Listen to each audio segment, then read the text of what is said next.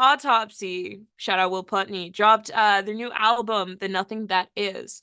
We sat down with Will Putney from Fit For An Autopsy and Better Lovers, if you watched our last review, and to chat about this new record. Hmm. And it was a lot of fun, and it was a really good interview, and it was a big milestone for us. I think. I think I can speak for both of us, where it was Yeah. kind of like a, I oh texted I fuck, it's texted Will Gloria. I'm Putney. like, holy shit, we're interviewing Will Putney, and she's like, no fucking way. No fucking, I was Yeah. like the Will Putney. Yeah. It was like, god damn, dude. Yeah. Like, Yeah. huh, okay. There was no one being tattooed this time. And that is not a diss on Patrick at all. That was fucking badass. It was just crazy to just join the call, and he was like, "Hey, do you guys mind if I tattoo someone really quickly?" And I was like, "Oh, I'm." I don't think we have a say in this. The fact that the interview actually happened and concise answers were given while he was actively tattooing someone was so fucking cool, and is still something we talk about as one of the craziest interview moments we've ever had. So we are not bringing that up at all in a negative way. It's just no one was tattooed this time. There was a dog. That was it. It's just a fact. Yeah. You know, it's no one was tattooed this time. I kind of wish someone was. Like, Will just fucking pulled out a fucking tattoo gun and just started. I don't know. That would have been crazy. Yeah. Yeah. Go ahead. Go ahead. Another fucking record that is just balls to the wall crazy. Smacks you in the face immediately with Hostage. Yeah.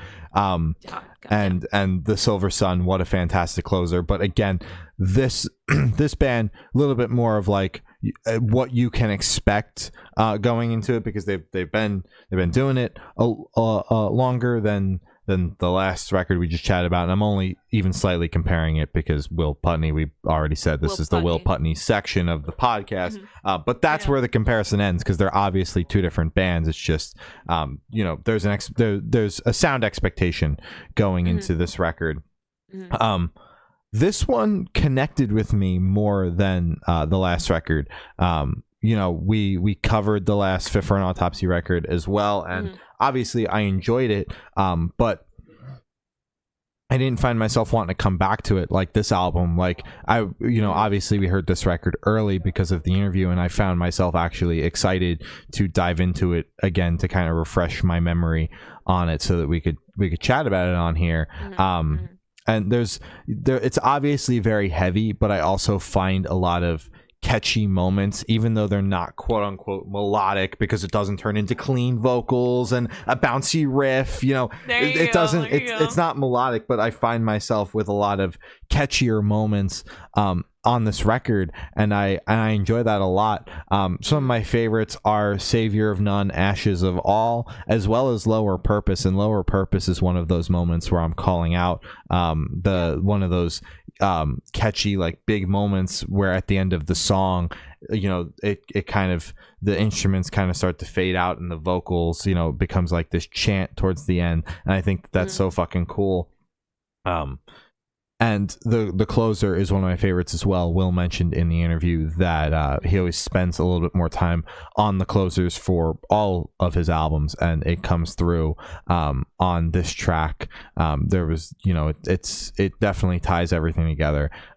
Overall, I'm really into this album. I think it fucking rips.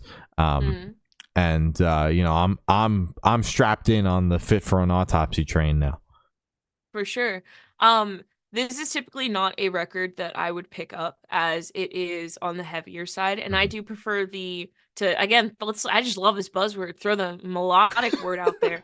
I do tend to like melodic music a lot more.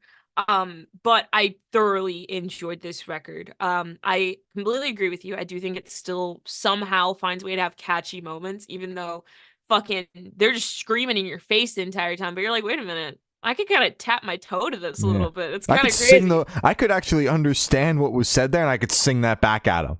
Which is very rare, honestly. Yeah. Like, half the time I didn't need, at some points, I didn't need the lyrics in front of me. Me personally, my ears are probably fucked from concerts. So, I don't know. I won't chuck that up to just the screaming. I have to say that my favorites are, I have two favorites. Savior of None is my number 2, but then my number 1, my sweet baby, is The Nothing That Is. The title track, holy shit, smack dab in the middle of the record. That song is incredible. I'm pretty sure it's the Nothing It Is. It has an insane guitar solo in it closer to the end of the track. And it reminds me of Dan Sugarman's guitar playing. And I think he's one of the best guitarists in the metal scene right now. Um, his shit is very clean, it is very intricate, and it is always just somehow poppy a little bit. I don't know how he manages to do it, but I think that that guitar solo in the title track makes it. I think it is incredible. Honestly, just on the entire record, I think the guitars are fucking crazy. I don't know, the energy is great. I thoroughly really fucking liked this record a lot. Yeah. And go watch the interview. Yes, go watch the interview. It was a good time. But yeah, this record rips, and I'm glad that you enjoyed it because, like, you know, obviously you've had the shift where I basically bullied you into becoming a metalcore fan, but now you are slowly evolving, and Metal. and not just sitting here and being like, "Damn, those drums were cool." Yeah, now I'm like, damn, those guitars were. we're moving up in the world because for a while, you know.